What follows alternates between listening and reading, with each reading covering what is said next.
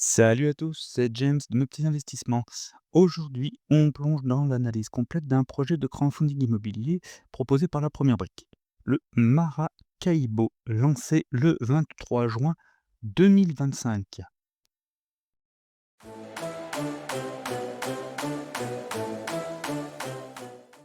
Allez, c'est parti pour la présentation rapide du projet. Donc, nous avons un projet de promotion immobilière. Donc là, c'est un projet de promotion immobilière en VFA, en vente future d'achèvement. Donc, ça sera vendu une fois que les appartements sont terminés. Nous sommes localisés à Aragonés, près de Annecy, et le montant à financer est de 1 315 000 € sur une durée cible de 24 mois et un taux de rendement annoncé de 11,5% par an, donc du coup sur 24 mois. Le ticket d'entrée sur cette plateforme est toujours de 1 €, très intéressant pour commencer le crowdfunding en toute sécurité. 1 € reste une mise assez faible, même s'il n'y a pas vraiment d'intérêt à miser si peu. C'est quand même un ticket d'entrée très, très, très bas, donc avec un rendement très intéressant. Allez, on va rentrer sur le dossier. Pour rappel, bien évidemment, moi, je vous présente un avis personnel, hein, sur ces projets. Vous pourrez retrouver tous les documents nécessaires à votre analyse personnelle juste en bas de la première page. Donc, où là, vous allez voir les contrats de prêt, les fiches d'information clés sur l'investissement et pour télécharger la fiche du projet. Et là, vous aurez ce type de document que vous pourrez également analyser. C'est ce que j'ai fait de mon côté et je vous en ressors les parties qui me semblent bonnes et moins bonnes. Pour moi, justement, par les parties qui sont bonnes sur ce projet-là, je vais revenir ici sur la synthèse. Donc, pour moi, les parties bonnes, évidemment, déjà, il y a la pré-commercialisation. Donc, ce projet est pré-commercialisé à 100. C'est quelque chose qu'il faut noter, c'est très intéressant. Tous les lots sont déjà réservés en VFA, ce qui limite fortement le risque de vacances. C'est vraiment un bon point. La garantie hypothécaire également. Il faut noter, je suis d'accord avec eux, la garantie hypothécaire est solide.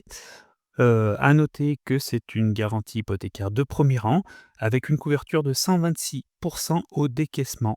Donc la caution personnelle des porteurs et la GAPD.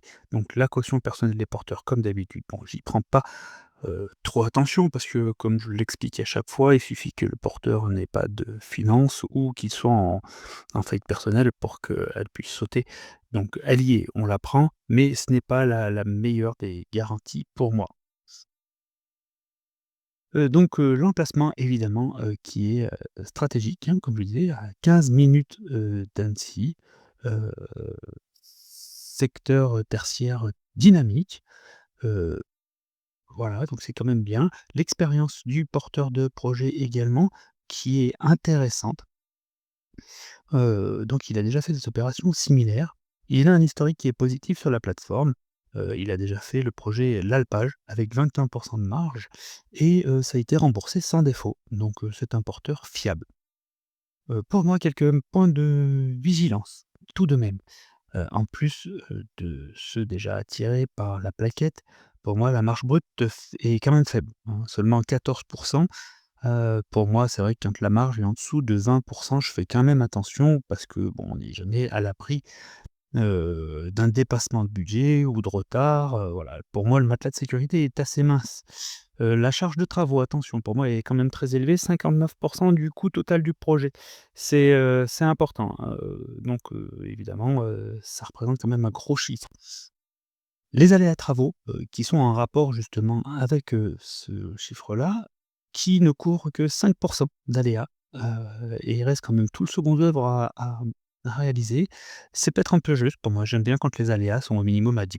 C'est quand même rassurant, surtout actuellement avec, le cours des matériaux qui peuvent vite changer, ça peut être compliqué à gérer. L'apport, du porteur pour moi est un petit peu limité, hein. Il apporte 11. Bon, c'est pas vraiment une somme qui me rassure. J'aime bien pareil quand l'apport dépasse les 20. Ça montre que le porteur croit également en son projet. Ici 11 pour moi un petit peu faible. Autre point négatif pour moi, donc le permis qui est non pour purger tout recours. Le permis de construire est obtenu, mais n'est pas encore purgé de tous les recours.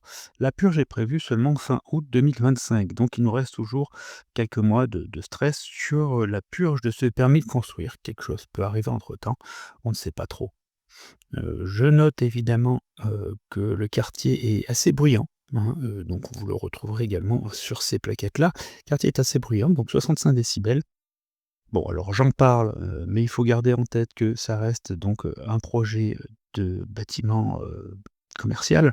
Donc évidemment, il y a une route qui passe à proximité, ce qui fait qu'il y a quand même beaucoup de bruit, mais c'est pas pour des logements. Donc, voilà, il faut le noter, mais il y a pas une grosse, incidence non plus. Le prix de sortie qui est positionné dans la fourchette, basse et moyenne du marché, mais bon, on n'a aucun comparable, récent sur le marché, sur le secteur exact. Donc attention quand même au prix de sortie. Pour moi, le verdict final de ce projet, le projet a l'air bien structuré, les garanties, sont solides. Le porteur est expérimenté et la pré-commercialisation est totale. C'est des bons points.